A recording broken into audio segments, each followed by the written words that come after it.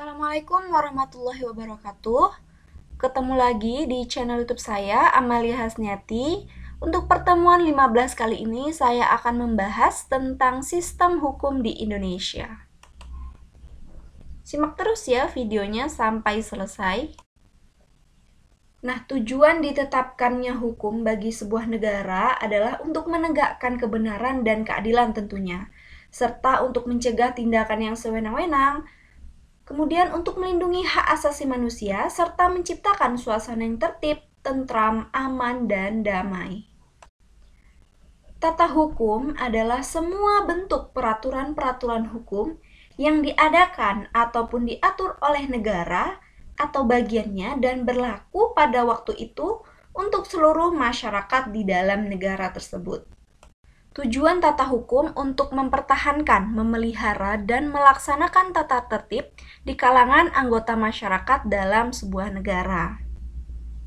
Adapun untuk Indonesia, tata hukum ini baru muncul sejak lahirnya Negara Kesatuan Republik Indonesia ini, yaitu pada tanggal 17 Agustus 1945, dan berpedoman pada Undang-Undang Dasar 1945 tentunya. Nah, selanjutnya kita masuk ke jenis tata hukum. Yang pertama adalah hukum perdata, yang mana merupakan ketentuan-ketentuan yang mengatur dan membatasi setiap tingkah laku manusia untuk memenuhi kepentingan ataupun kebutuhan atau mengatur kepentingan-kepentingan seseorang.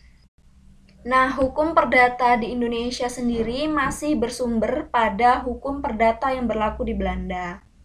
Contoh hukum perdata yaitu perkawinan, perceraian, pewarisan, kematian, harta benda, ataupun kegiatan usaha dan tindakan-tindakan yang bersifat perdata atau bersifat umum lainnya.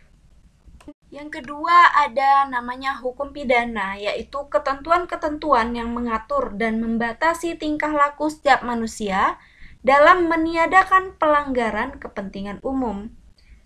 Yaitu di Indonesia sendiri, pengaturan hukum pidana material disahkan di dalam KUHP. Ketiga disebut dengan hukum tata negara, yaitu hukum yang mengatur tentang negara, antara lain dasar pendirian, pembentukan lembaga-lembaga negara, struktur kelembagaan, hubungan hukum, yaitu hak dan kewajiban antar lembaga negara, serta wilayah dan warga negara. Selanjutnya adalah hukum administrasi negara, yaitu mengatur mengenai pengelolaan administrasi pemerintahan. Yang terakhir adalah hukum acara, yaitu ketentuan hukum yang mengatur bagaimana caranya menjamin ditaatinya dan dijalankannya hukum material. Demikianlah penjelasan dari saya untuk materi pertemuan ke-15 kali ini, yaitu sistem hukum di Indonesia. Semoga videonya bermanfaat. Jangan lupa like, comment, and subscribe channel YouTube saya. Assalamualaikum warahmatullahi wabarakatuh.